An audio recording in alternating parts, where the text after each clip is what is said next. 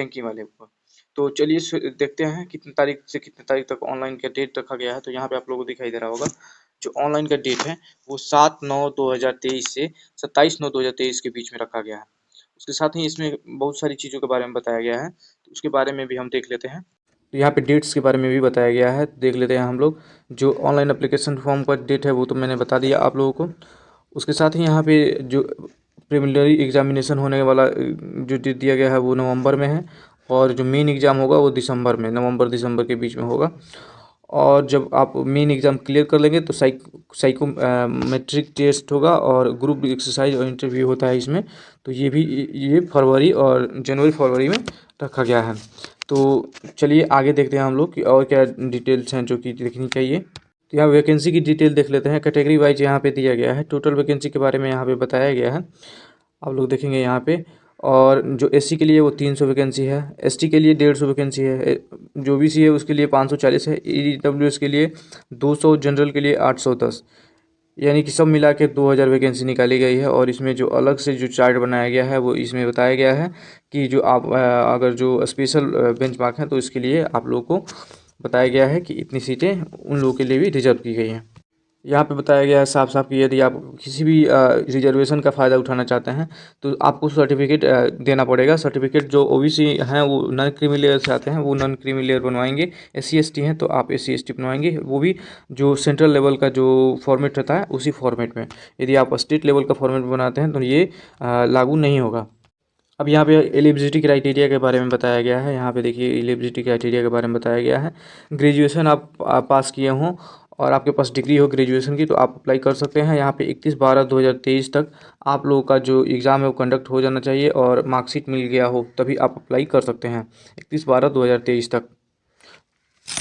अब यहाँ पे एज लिमिट भी दिया गया है। जो एज लिमिट है वो 1/4/2023 से मापा जाएगा, और कम से कम आपकी उम्र जो है 21 साल होनी चाहिए 1/4/2023 तक, और अधिक से अधिक आपकी जो उम्र होनी चाहिए वो 30 साल होनी चाहिए। रिजर्वेशन की पॉलिसी के हिसाब से अगर देखा जाए तो एससी एसटी को 5 साल की छूट मिलेगी, और अदर बैकवर्ड क्लास हैं जो कि नॉन क्रीमी लेयर्स हैं उनको 3 साल की छूट मिलेगी, और पर्सन भी बेंच मार्क है तो उनको 15 साल 13 साल 10 साल की छूट मिलेगी, यदि आपकी कैटेगरी के हिसाब से ये डिफाइन करेगा बेंचमार्क के लिए। यहाँ पे बताया गया है कि यदि ऑनलाइन एप्लीकेशन भरते समय आपने अगर जो अपना कैटेगरी जो है गलत कर दिया तो उस समय आप लोगों को चेंज करने का ऑप्शन अगर जो मिलता है तो मिलता है, नहीं मिलेगा तो आप लोगों को उसी कैटेगरी से आप लोगों का जो सभी काम होंगे और आप लोगों का फॉर्म रिजेक्ट भी हो सकता है। सिलेक्शन प्रोसेस के बारे में भी यहाँ पे बताया गया है। तो यहाँ पे देखिए बताया गया है सिलेक्शन प्रोसेस के बारे में। यहाँ पे बताया गया है 3 फेजेस का एग्ज़ाम होगा। तो यहाँ पे पहले प्री होता है आप लोगों का, उसके बाद मेंस होता है, और उसके बाद आप लोगों का जो इंटरव्यू और ग्रुप डिस्कशन होता है, और उसके बाद आप लोगों का मेरिट लिस्ट निकलता है। तो यहाँ पे प्री के एग्ज़ाम के बारे में बताया गया है, आप देख लीजिएगा। इसका जो डिस्क्रिप्शन बॉक्स में लिंक होगा वहाँ से आप डाउनलोड कर लीजिएगा। यहाँ पे इंग्लिश दिया गया है और क्वांटिटी एप्टीट्यूड रीजनिंग, ये तीनों सेक्शन से आते हैं। आप लोगों को टाइम दिया जाएगा जो है 1 आवर, और यहाँ पे टोटल मार्क्स जो होंगे वो 100 मार्क्स के होंगे, सभी के लिए 20-20 मिनट दिए जाएंगे। इम्पोर्टेंट बात यह है कि आप लोगों का ये जो एग्ज़ाम होगा वो क्वालिफाइंग होगा। इसका जो मार्क्स है वो आप लोगों को मेरिट जब बनेगा तो उस समय नहीं जुटेगा, तो आप लोग ध्यान से इसे समझ लेंगे।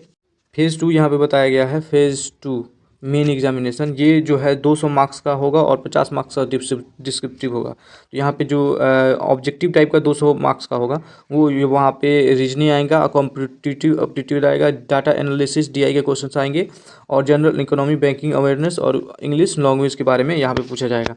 155 क्वेश्चन होंगे, 200 मार्क्स के होंगे, और उसके साथ ही यहाँ पे बताया गया है 3 आवर्स आप लोगों को दिए जाएंगे। डिस्क्रिप्टिव पेपर भी होगा जिसके बारे में मैं आप लोगों को बता देता हूँ। डिस्क्रिप्टिव पेपर भी होगा। डिस्क्रिप्टिव पेपर यहाँ पे जो है एससी राइटिंग का होगा, letter writing and essay writing का होगा। 2 क्वेश्चंस होंगे, 50 नंबर के होंगे, 50 नंबर के होंगे। इससे जो है मेन एग्ज़ाम जो हो जाता है वो 250 नंबर का हो जाता है, और जो डिस्क्रिप्टिव पेपर है वो 30 मिनट के लिए दिया जाएगा आप लोगों को टाइम बनाने के लिए। अब यहाँ पे बात कर लेते हैं गलत आंसर के लिए। तो गलत आंसर के लिए यहाँ पे 1/4 की निगेटिव मार्किंग है। यदि आप मेन एग्ज़ाम में अगर जो गलत करते हैं तो आप लोगों को 1/4 की निगेटिव मार्किंग का सामना करना पड़ेगा। और उसके साथ ही प्री में भी आप लोगों का जो है यहाँ पे दिखाया गया है, प्री में भी 1/4 की निगेटिव मार्किंग रहेगी। मेन एग्ज़ाम में जो आप पाएंगे उस नंबर पाएंगे उसके हिसाब से आपका मेरिट लिस्ट बनाया जाएगा और मेरिट लिस्ट बना के नॉर्मलाइज करके फेज़ 3 में आप लोगों को भेजा जाएगा, जो कि साइकोमेट्रिक टेस्ट है। यहाँ पे दिखाई दे रहा आप लोगों को दिखाई दे रहा होगा साइकोमेट्रिक टेस्ट। यहाँ पे मैक्सिमम मार्क्स जो है ग्रुप एक्सरसाइज के 20 और इंटरव्यू का 30, सब मिला के 50 नंबर का होता है साइकोमेट्रिक टेस्ट। जब आप मेन एग्ज़ाम और जो साइकोमेट्रिक टेस्ट है उसके लिए आप जब पास हो जाते हैं तब आप लोगों का जो मेरिट लिस्ट बनता है, मेरिट लिस्ट बनने के बाद आप लोगों का फाइनल सिलेक्शन का लिस्ट आता है और वहाँ से अगर आपका सिलेक्शन होता है तो आप लोगों के घर कॉल लेटर चला जाता है। जब आप फॉर्म भरेंगे तो वहाँ पे जो सेंटर है एग्ज़ाम सेंटर वो पूछा जाएगा। आप अपने क्षेत्र के किसी भी आसपास के जो है एग्जामिनेशन सेंटर को चूज़ कर लेंगे और वहाँ पे जाके एग्ज़ाम दे सकते हैं। ऑनलाइन एप्लीकेशन फ़ी जो है 750 रुपये है। ओबीसी या फिर ओबीसी या जनरल में आते हैं आप लोग तो 750 रुपये लगेगा, और SC ST हैं तो आप लोगों को 1 भी रुपया नहीं लगेगा। तो ये अच्छी बात है। और यहाँ पे प्री एग्जामिनेशन जो ज्वाइनिंग है उसके बारे में बताया गया है। अब इसमें हम लोग बता देते हैं अटेम्प्ट कितने दे सकते हैं। तो आप लोगों को सबसे पहले बता दें कि इसमें जो प्रीलिमिनरी एग्जामिनेशन है यानी प्री का एग्ज़ाम है उसमें आप कितनी बार बैठे हैं इसको गिनती नहीं लिया जाता है। आप प्री क्लियर करके मेंस में अगर जो जाते हैं तो वो 1 ठो क्लियर होगा, फिर आप प्री की क्लियर करके और मेंस में जाते हैं तो वो 2 क्लियर होगा। यानी कि जब मेन एग्ज़ाम आप देंगे तो उसी को यहाँ पे काउंट किया जाएगा। जो आप प्री एग्ज़ाम देंगे उसके लिए काउंट नहीं किया जाएगा। यहाँ पे नंबर ऑफ़ चांसेस दिया गया है, यानी कि आप कितने अटेम्प्ट दे सकते हैं। जनरल के लिए 4 अटेम्प्ट है, ओबीसी के लिए 7 अटेम्प्ट है और SC ST के लिए नो रिस्ट्रिक्शन है।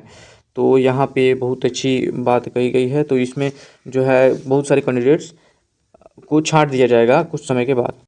जब ऑनलाइन एप्लीकेशन आप भरेंगे तो एक ब्लैंक पेपर पे हैंड रिटेन नोट्स देना पड़ता है। आई जो है डेट ऑफ बर्थ है declare that the information submitted by me the application form is correct, ये सभी डिक्लेरेशन आप लोगों को देना पड़ेगा।